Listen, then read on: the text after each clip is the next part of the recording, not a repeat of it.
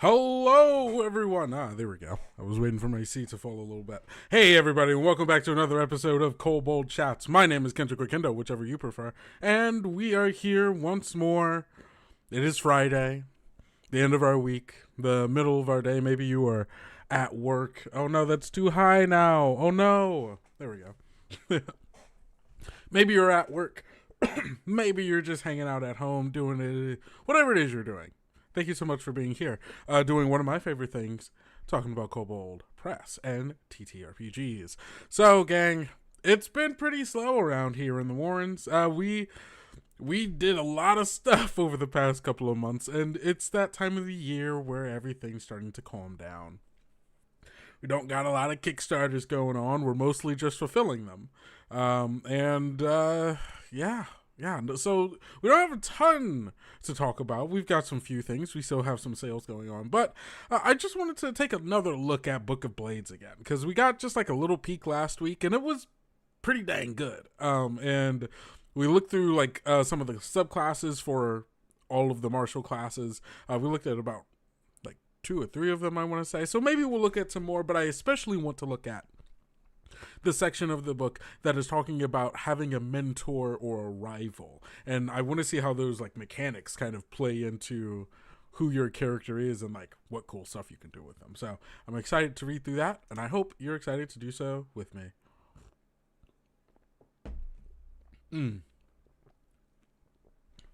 I made a banana smoothie right before this, and that is so good. So good. All right, let's get into it. So, Jiro, we've only got a couple of things to talk about today. We're not going to be looking at the blog because I really want to focus in on Book of Blades, because I didn't get enough last time, so I want a little bit more. So, of course, up first, we have the All Hallows Eve sale. Guess what? It is the last day that you can get 31% off of some of these amazing titles. These Warlock Lair PDFs full with adventures and creatures, NPCs, some races in there that are all horror themed, you know, undead, shadowy creatures and stuff like that. You know, the good old Warlock days. And then we've got the I forgot the campaign module, Rise of the Mimic Moon, because I remember last week we were looking through it, and a bunch of us all thought that it was, oh, this is just like an adventure, right? About a moon that's a mimic. But it's a whole campaign from levels 1 through 12, which is dope. And you could get it for $275. Speaks for itself, I think. And then there's Lady of the White Rose Manor, which came out earlier this year, and then the big ones, the Tome of Beast 2 Pocket Edition, as well as getting it on Foundry, or Tome of Beast 2 Layers on Shard. So you have until the end of the day. Go save some money, please go save some money and get that. But there's also another one. There's the DRIVETHRU RPG Halloween sale, which I think we also talked about last week. That goes until November 3rd. I think it's next Monday. Yeah, goes until next Monday, and that's also 31% off of a bunch of like. There's so much stuff in here. So Tales of the Old Margrave, Scarlet Citadel, Hidden Tomb of Nargoth, Demons. Like, it's so much. It's so much. I'm gonna drop the link in here for you, so you don't gotta go nowhere. Nowhere, and you can just click it and get it. Check it out. You have until Monday to capitalize on some of this stuff, and I don't know. It's just a lot of adventures and character options, and why wouldn't you want it? It's up to you. So 31% off until next Monday. I have no money left. I understand. I'm shaking your hand. I'm there with you. And guess what? Player's Guide 2 and Northlands, I can see them in the distance slowly coming, and I want them now. I want them now. Okay, so that's it for the sales. We're doing the thing that we really want to be doing, and that's looking through Book of Blades. Because look at that guy. He's great. Now, last time we did look... oh my god, I'm remembering it all. It's all coming back to me. We looked through the Barbarian, the Fighter, the Mechanist, and the Monk. We got through the Undying Barbarian, which was amazing. The ability to the level 15 feature of once you die after 24 hours, your ghost possesses another body and you just keep on going. Wild, absolutely wild. Iron Bastion fighter, really cool. Love the a fighter that's all about using their shields in really fun and weird ways. But truly my favorite, the the body horror fleshsmith mechanist that takes the flesh and like augments it, and they've got a flesh homunculus. It's so dope. It's so good. The Equine Soul Monk, also really good. So that's, you know what, we'll finish through, because what, after we get through, what is this, Ashen Oath, this is Paladin. Yeah, so we did Monk. All we have left are Paladin, Rogue, Ranger. We can get through those three, and then we'll go look at the mentors. So the question is, which one of these Paladins are we looking at? The Ashen Base or Anamnesis? I want to go Ashen Base. I'm purely going by the name. I don't really know what either of them are about. I'm purely going by the name. Take a drink here.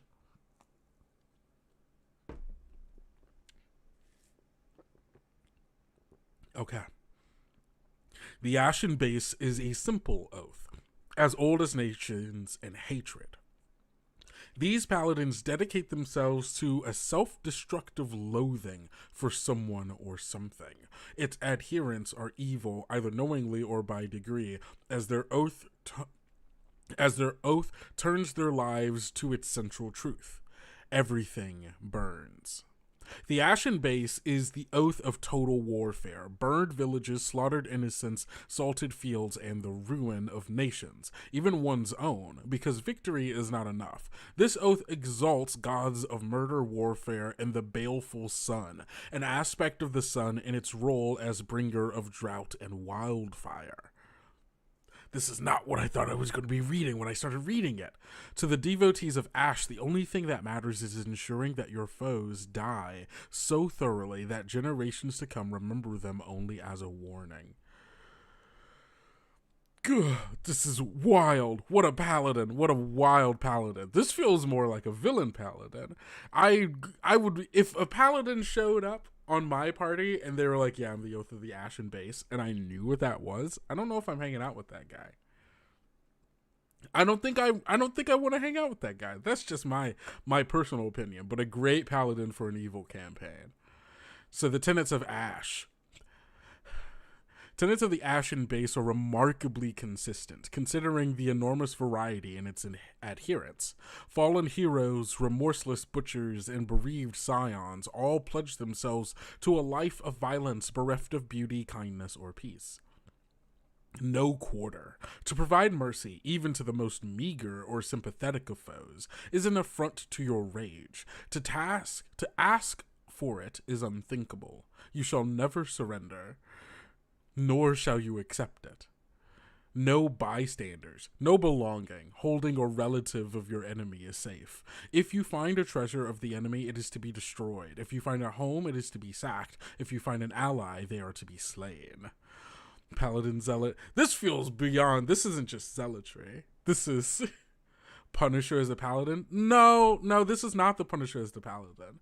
I think to say this is the Punisher as a paladin is to misunderstand what the Punisher is about. This is a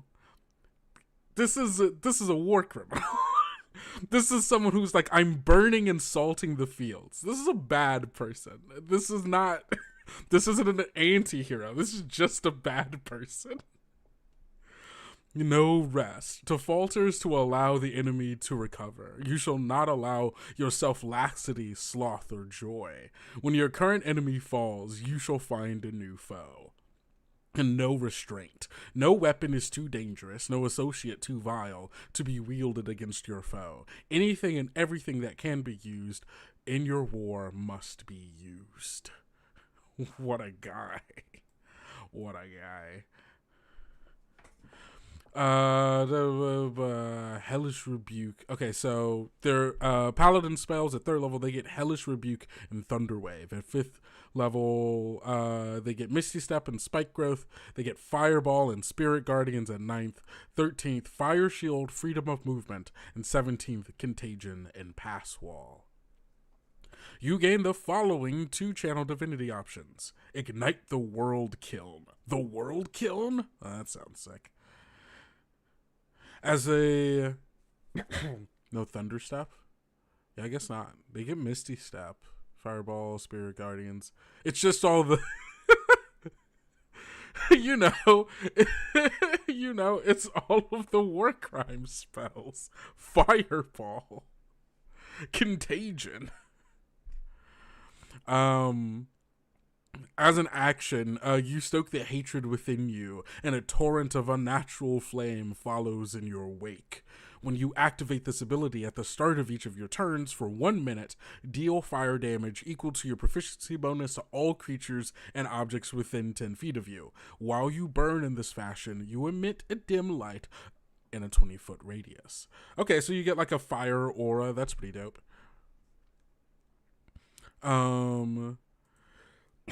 You mean the suggestion sheet? I absolutely do not mean a suggestion sheet. I do mean war crimes.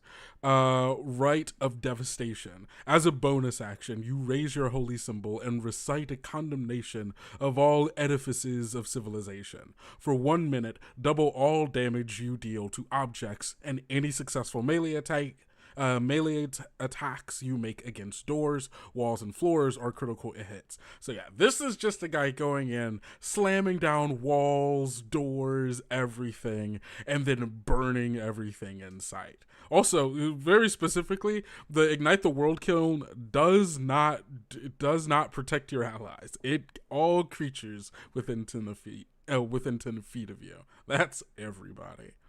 After watching Fool's Gold, I'm curious about Wild Magic campaign, or at least Adventurer 2. Ooh, interesting. Wait, what is going on here? Oh, you all were talking about the Wild Magic Kickstarter. I was very confused. Aura of Contempt. This paladin sounds like a good evil lieutenant NPC in a future Labyrinth campaign. Yeah, like this is like a good like villain NPC. Like this is someone's evil general, or perhaps the king themselves, like going to war.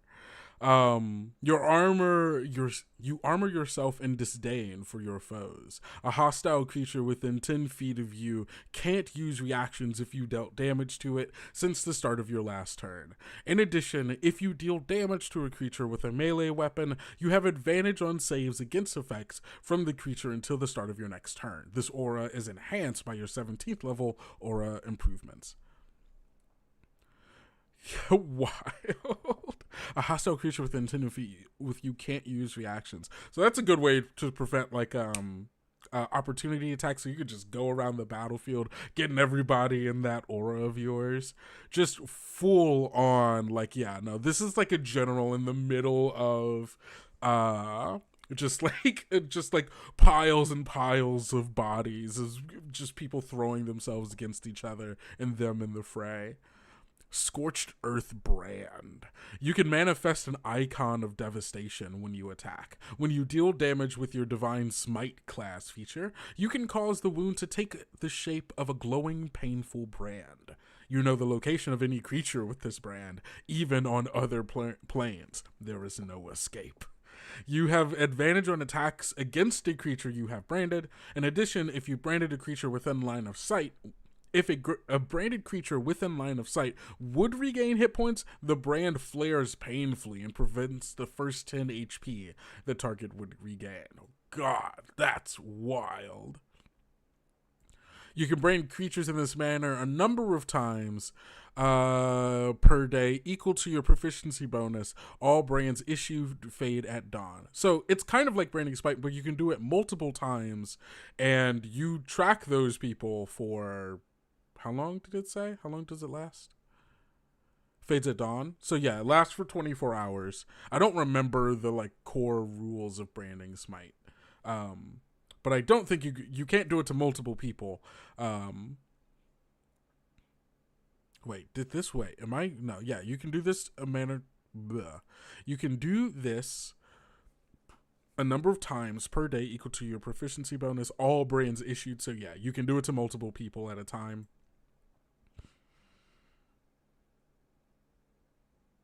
But also you prevent them from gaining hit points, which I don't think Branding Smite does. Unless I'm wrong. I don't play a lot of Paladins, so I could just be wrong. And then Form of the Destroyer. As an action, you transform into an embodiment of the baleful sun, the fiery aspect of the sun which will one day extinguish itself in a grand detonation, scouring all life from the world. Your appearance changes in a manner you define. Common themes include an aura of green flame, black sclera, sharpened teeth, burning hair, or metallic skin. For 1 minute, you gain the following benefits. Killing a humanoid sates your needs to eat, drink, or sleep for the next 24 hours. It feels like you become a vampire. I'm just going to say it. Kind of feels like you become a fire vampire. Soar upon jets of flame, gaining a fly speed of 60. This is wild. This is wild. You get to fly with fire jets? Just like oh my god. Whenever you deal radiant damage to a creature with a melee weapon attack, you can spend you can spend a bonus action to deal that much radiant damage to a different creature you can see within 30 feet of you. Your Rite of Devastation and Ignite the World Kiln Channel Divinity subclass features are active without the need to spend a bonus action or action, respectively. So you just got those bad boys going. And once you use this feature, you can't use it again until you finish a long rest. You get to become the Baleful Sun, Destroyer of Worlds, for a hot, what? How long? You can do this. Your appearance, comment, Once you use this feature, you can't use it again until, when does it end? Fiery, your appearance change. You gain the for 1 minute. There we go. I don't know why my brain couldn't find that. For 1 minute. For 1 minute, you become Destroyer of Worlds, the Baleful Sun. That's a wild subclass, gang. Ask your game master before you play it.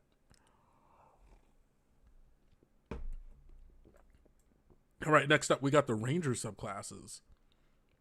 Looks like we got the Peerless Scout, or Kiss of the Wind. Wait, did I miss it? Where is it? Right, okay. That's this. Boom, boom, boom, boom, boom. 11th. Oh, Sword. That's the other one. I'm so silly. Or Windsworn. Windsworn or Peerless Scout. I want to know what the Windsworn is. Because if it means I get to do cool wind stuff with my dual scimitars, absolutely please. A Windsworn. I don't know why I keep saying Sworn.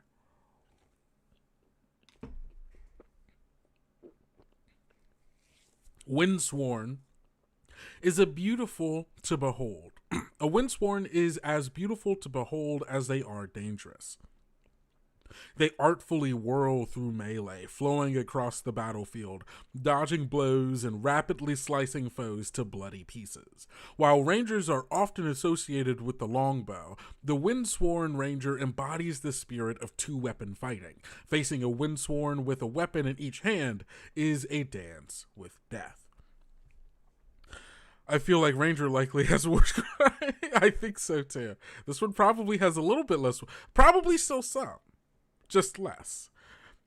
So let's see. At their level, they get Bob and Weave. You are adept at moving in and out of combat with two weapons in hand. And you can treat any melee weapon with that does not have the two-handed property as if it had the light property. Oh, so you could do anything. Could you do... I mean, of course you could, because they're one-handed things. Oh, okay. That's... I'm just thinking about options now. During your turn, if you make a melee weapon attack against a creature as a bonus action while 2-weapon fighting, that creature doesn't make opportunity attacks against you for the rest of your turn. Ooh, okay. This is kind of what I was hoping it was going to be. This is moving in in the direction of the swashbuckler rogue, whom I love. I love the swashbuckler rogue. But like being able to move around, attack people, move out without being opportunity attacked, that's the good stuff. For each melee weapon attack you make on your turn, add 5 feet to your speed until the end of your turn, allowing you to move in and out. Oh, that's cool. Momentum swing, taking the momentum of your sword to let it pull you across the battlefield. This is sick. Windsworn calling spells. You gain calling spells at the ranger level listed in the Windsworn calling spells table. So at 3rd level, you get Expeditious Retreat, just way more speed. You get Blur, harder to hit you, Wind Wall, freedom of movement, and then Mislead. Ooh, Dwarven Ranger with dual battle axes? Oh, that would be sick. Whoa, no. It can't have the 2-handed property. So maybe not battle axes. Unless I'm wrong about that? No. Yeah, because battle axes are 2-handed. But you could do 2-hand axes, and you could do... God, this is making me want to look up the list of... Hold on, yeah, no. You know what? We're just going to do this. We have time. We have so much time. I'm going to pull up the player's guide. Let's find the equipment. Let's see what weapons we could and couldn't use with this.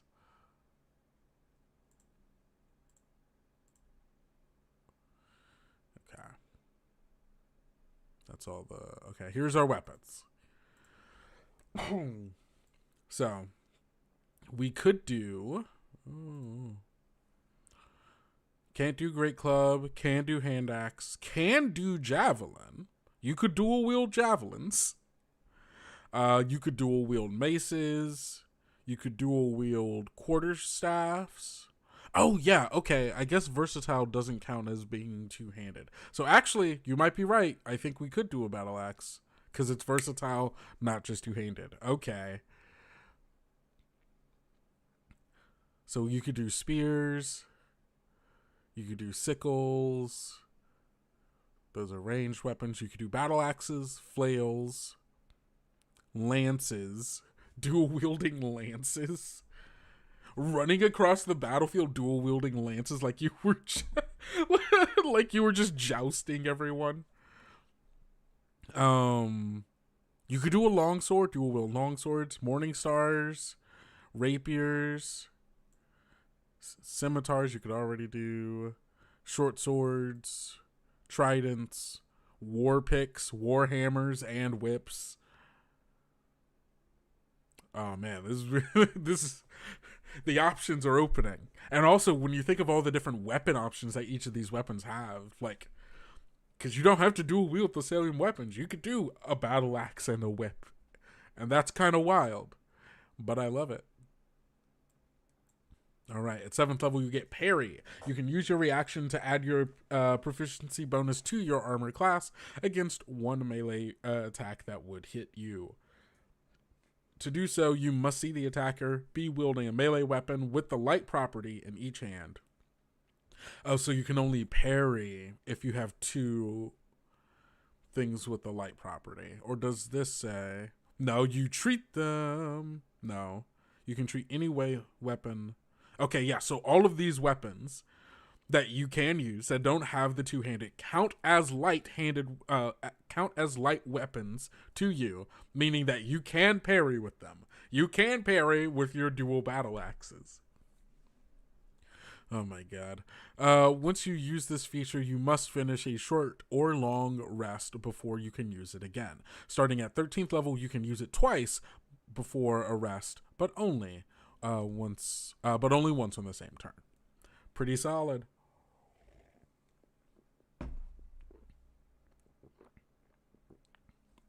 Okay. Superior to weapon fighting. When you engage in 2-weapon fighting, gain a +2 bonus to damage rolls with each weapon. Once, while 2-weapon fighting on your turn, you can rend a creature that you hit with 2 attacks, dealing an extra 3d6 damage to that creature. That's wild, but also sick. You can rend a creature that you hit with 2 attacks. So what you do, let's say you're dual wielding battle axes. Okay, we've already pulled this one up. So what? That's 1d8. You're using the 1d8 rather than the 1d10. So let's say you hit them with both. Let's say your strength is on average a +4. So you've got 2d8 +4 +2, and then also an extra 3d6 damage. This is great. This is the kind of stuff. This is the stuff that spellcasters can do all the time. And finally, the Rangers are getting their day. And then finally we have Dance of Death. As a bonus action, you can perform a Dance of Whirling Death that lasts until the end of your turn. When you take an action while engaging in 2-weapon fighting... Hold on, wait. Let me bring this here so you can actually read it along with me. Yeah, there we go. As a bonus action, you can perform a Dance of Whirling Death that lasts until the end of your turn. When you take an action while engaging in 2-weapon fighting, you may make a melee attack every 5 feet that you move. What? Up to a maximum number of attacks equal to your proficiency bonus. No more than half your attacks can use the same weapon. So you got to do an equal amount with both weapons. Your movement does not provoke opportunity attacks while using Dance of Death, and once you use this feature, you must finish a long rest before you can use it again. I need to play this Ranger. I need to play this Ranger so bad. I really need to play this Ranger. I don't think you all understand. I really need to play this Ranger.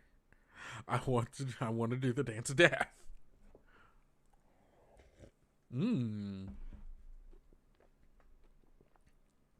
Okay, so for the Rogue, which is the last of the subclasses, we have either Thief Acrobat or the Strategist.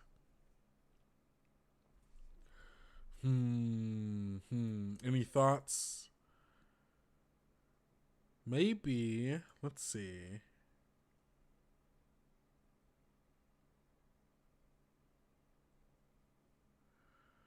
I'm going to say, let's do Strategist. Because I like the idea of intelligence-based rogues.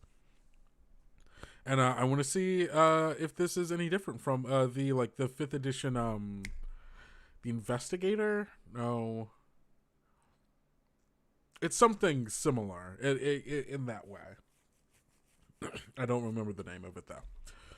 From academy-trained officers to world-weary veterans of the front lines, there are those who leverage their wits on the battlefield for maximum effect.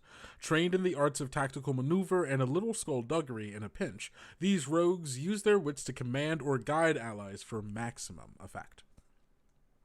You can add your intelligence modifier to initiative rolls in addition to your dex modifier. You can also add your intelligence modifier to dex or wiz saves. As a bonus action, you can grant either benefit to an ally that can see or hear you if see or hear you if you haven't benefited from it since the end of your last turn. There we go. If you do, you can't benefit from this bonus until the start of your next turn. So basically, you can give this your intelligence bonus to someone else's dex or wisdom saves, or you gain. Oh, that's really cool, actually. Hey, Darklight. So I'm out of money, but maybe I can find a few dollars because I need, it's Book of Blades. Book of Blades is so good, so spicy and so good.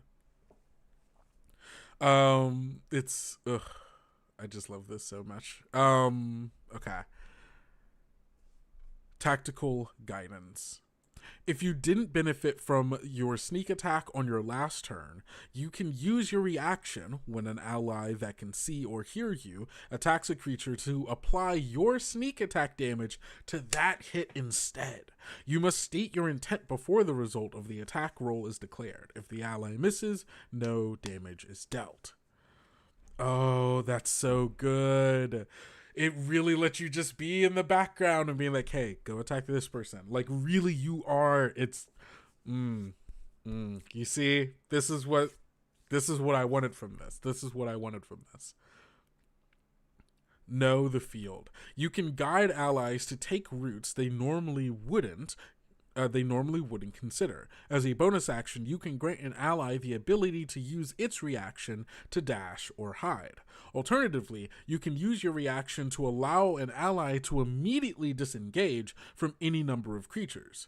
Ooh, that's cool. So you use your reaction to let someone else disengage if they've already used their action, and then they can move without having to... Oh, that's so good. You can give such commands a number of times equal to your proficiency bonus, regaining all expended uses after you finish a short rest. This might be my new favorite rogue. Ooh, that's good. That's real juicy. Really, really juicy. Ooh, Horse Lord. Oh, the heritages. This book is so good. It's everything I wanted it to be and more. All right. And then this final one, or last two actually. Ambusher's Awareness. Where are we? There we go. Ambusher's Awareness. Your discernment improves further. You and allies that can see or hear you can't be surprised as long as you aren't incapacitated. In addition, you and your allies that can see or hear you add your intelligence modifier to damage on attacks against surprised enemies. Ambushes? Yes, please, and thank you.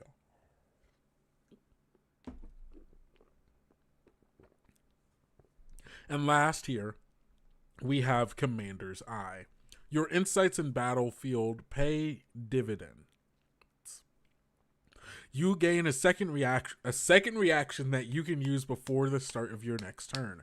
In addition, you can use a reaction to move a willing ally within 15 feet of you that you can see into an unoccupied space adjacent to another willing ally within 15 feet of you, swapping the target of any effects between them. What? In addition, you can use a reaction to move a willing ally within 15 feet of you that you can see into an unoccupied space adjacent to another willing ally within 15 feet of you, swapping the target of any effects between them. So you can have someone move to basically get in the way of like an attack or like a spell. That's fascinating. Well, it says any effects, not attacks necessarily.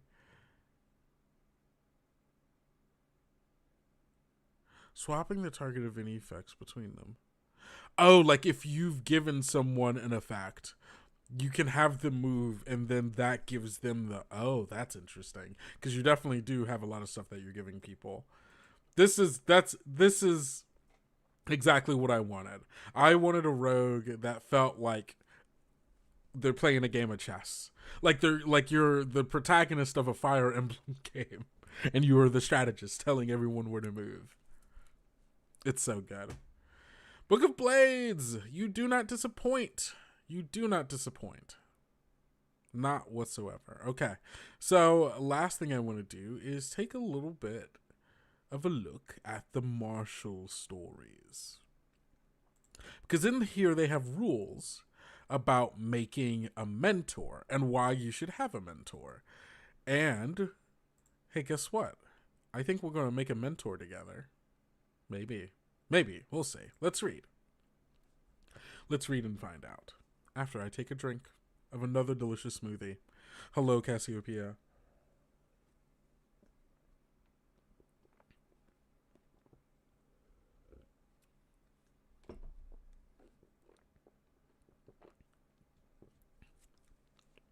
That's a delicious smoothie. God. Banana smoothies. All the potassium you need. So delicious. Okay. Heroes seldom step out of their childhood homes and instantly become world-saving icons. Glory and greatness require time, training, and often help. Mentors are the people behind the heroes. Martial mentors are opposed to other types of mentors as opposed to other type of mentors, are primarily concerned with weapon or unarmed combat skills. They are the teachers, instructors, exemplars, and patrons who teach the craft of the blade, hammer, or bow, and encourage heroes along their path to legend. Why have a mentor? Functionally, the game doesn't require a PC to have a mentor. However, mentors can provide a clever in-game method to impart skills, feats, proficiencies, special techniques, rare items, or whatever else the GM and players want a character to acquire. Perhaps there is a talent or exotic weapon proficiency that would be perfect for a barbarian hero. The GM could just give it to the character, but it is more satisfying for the character to earn it. The martial mentor can also be a source of story hooks and adventures. They can hire the heroes for various jobs and give out rewards. Above all, however, martial mentors have a vested interest in their students' success and skills. They want the heroes to succeed. Yeah, you can create your own Obi-Wan Kenobi. Or Mr. Miyagi if you're a Karate Kid kind of person. The best mentors have some personal relationships with the heroes or a previous connection with their backstories. The tables below provide a quick method of developing a martial mentor. So here we go. Who is the mentor? When creating a martial mentor, first think about how the mentor acquired their prowess. Are they still adventuring? If not, contemplate why they aren't still out in the world and using their skills. And guess what? We're going to roll a d8. I'm not going to even look at this. You all can look at it all you want, but I'm not reading it until I roll this dice. And that's a 5. A traveler from a far realm or plane, looking for a way home. Ooh, someone from a very far off place who uses weapons or skills that I've never even heard of, and they're coming to me, and maybe we pass along the way. Maybe they just need a job and they're teaching people, or maybe I help them in some way. This is their way of repaying me. Oh, hey, here we go. Hey, guess what? We're about to figure out the mentor-student backstory. Next, consider how the heroes first encounter the mentor, the beginning of their relationship. In some games, the mentor can be a figure from a character's background, but in others, the mentor is someone the heroes meet during the campaign. From their origin, the relationship with the mentor can build and deepen in importance. Rolling that d8 again. That's a 3. Rescued or rescued by the PCs. Hey, guess what? It's exactly what I said. It's almost like the dice and I are trying to tell the same story. Let's go. And then the mentor motivations. Finally, think about what the martial mentor wants. This is usually a longer-term goal with connections to their backstory. This goal can revolve around the heroes, but doesn't necessarily have to involve them. Have to obtain a key or portal to get back to their plane. Oh, let's see.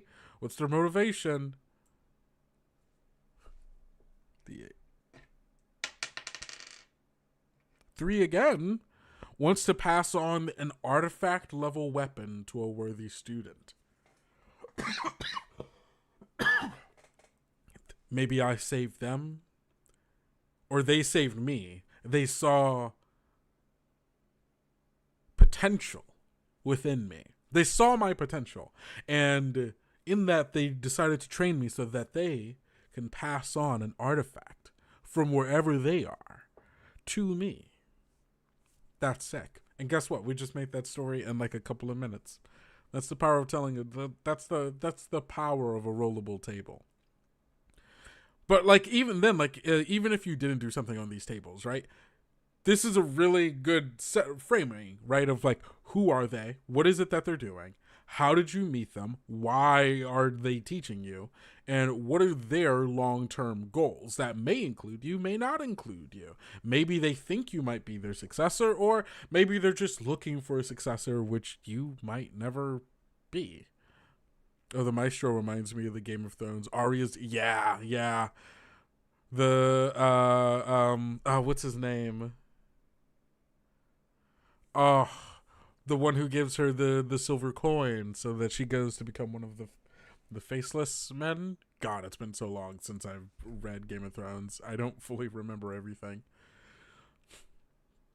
Alright, so the Maestro, the Royal Duel Master, one of the greatest blades to ever compete. The Maestro ended a legendary career to open a dueling academy with the support of royal patrons. Bitter about his advanced age, he is a tireless taskmaster, demanding perfection from every student. While the majority of the academy lessons are handled by lesser teachers, the Maestro will still occasionally chooses exceptional prospects to tutor personally. His motivation?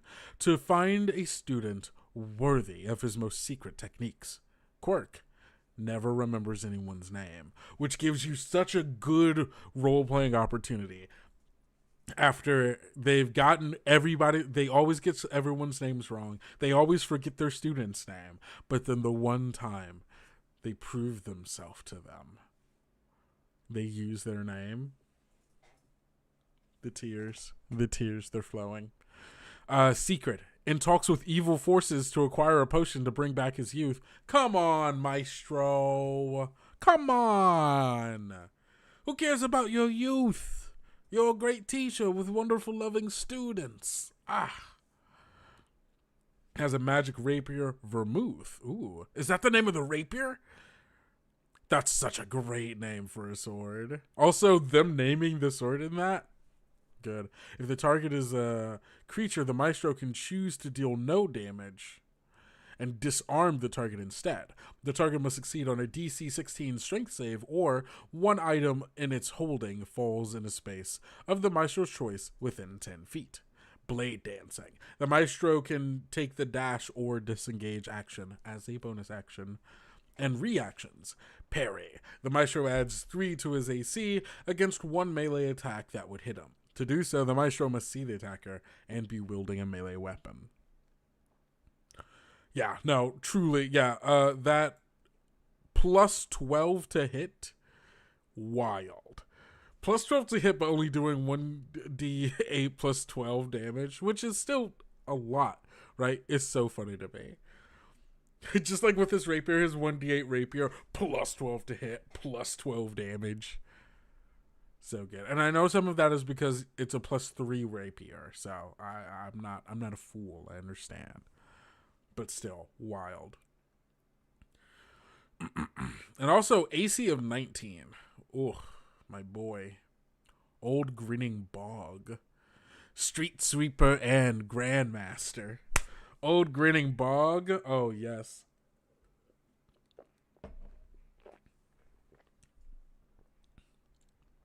Few realize the old bent woman with a wide smile sweeping the storefronts for a few coins is one of the greatest warriors in the realms.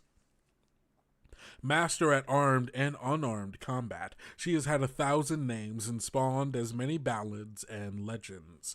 Hers was the hand that brought low the mightiest of dragons. Vast armies marched at her command. These days, though, she lives a simple life, content with simple pleasures. On the rarest of occasions, a unique talent catches her eye, and she offers to impart a few lessons. Tragically, most dismiss the old woman as worthless. These are just NPCs. They could just start placing in places, and then if your characters are like, oh, I am going to engage with this character a little more. Oh, wait, they could teach me stuff? Yeah, sure. I'll learn. That's so good. Also, we'll get to that. Motivation, sweeping and a mug of ale at the end of the day. Quirks, always grinning. Uses quaint sayings to impart her lessons. Secret, knows the secret to eternal life.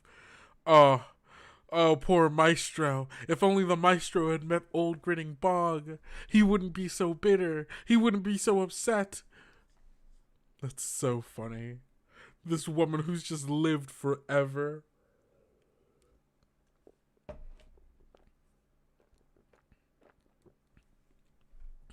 So her AC is 20. And she's resistant to bludgeoning, piercing, and slashing damage from non-magical attacks. But I really wanna point towards the understands and speaks most languages.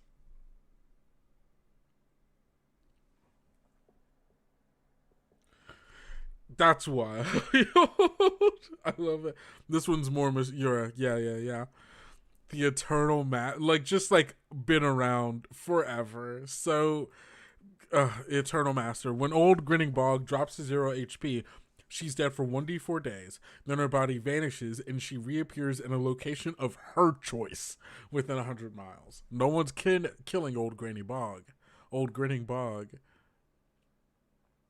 That's wild. This is so wild. And then you can have rivals. Unseen strike. Bludgeoning plus 10 to hit. 1d10 plus 10 bludgeoning. And 2d6 force damage. If the target is a creature, Bog can choose one of the following effects.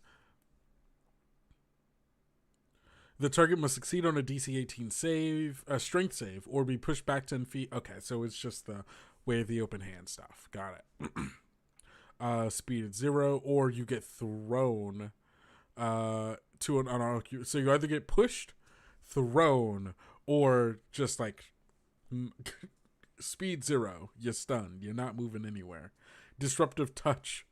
Target succeed on a DC 18 con save or be stunned until the end of Bog's next turn. She's got redirect missile, and she's got 3 different legendary actions. Step of the Wind, Unseen Strike, and Reknit Flesh, where she can regain 30 hit points. I love old grinning Bog. These are great characters. Adventures involving a martial mentor can occur in a number of ways. Here are a few suggestions. Your mentor has long sought a fabulous lost weapon. New information points towards a tomb, complex rumor to have been New information points towards a tomb, a complex rumored to have a. I understand it now.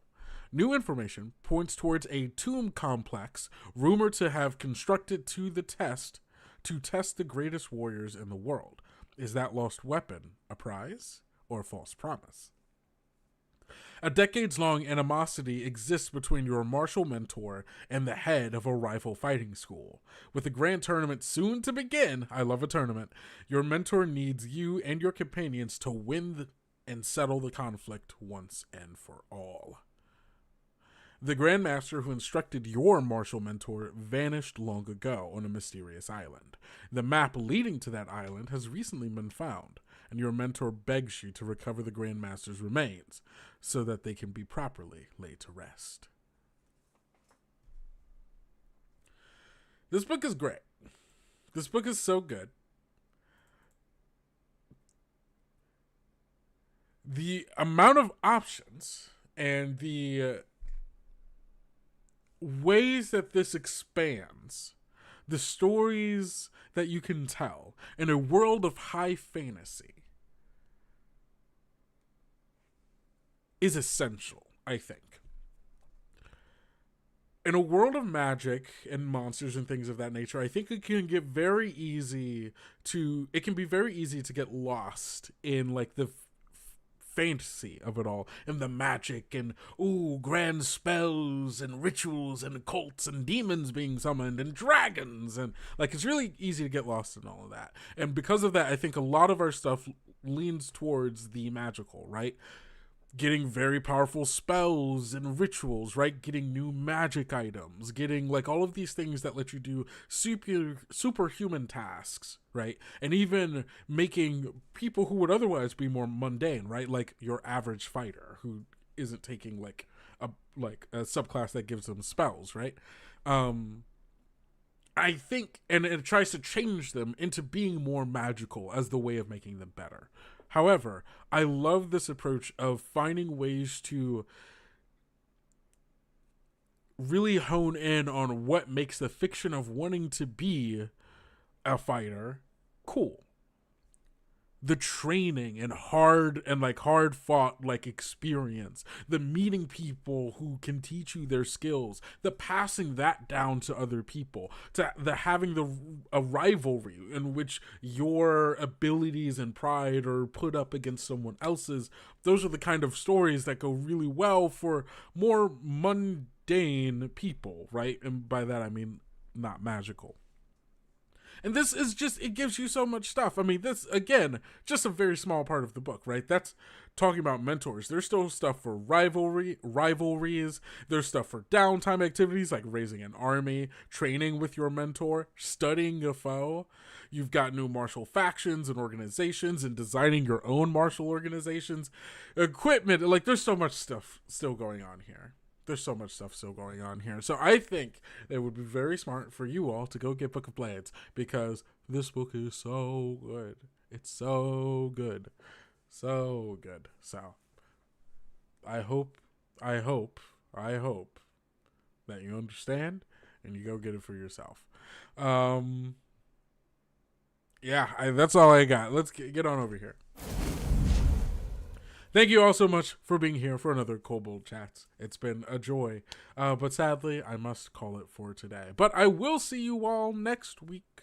Gosh, what is next week? Next week is it's November 7th. Yes, next week is November 7th. And we're going to be doing something real fun for that. So stay tuned. Keep a lookout on socials, because next week we're going to get real nice and cozy along the riverbank. I'll see you all. Bye.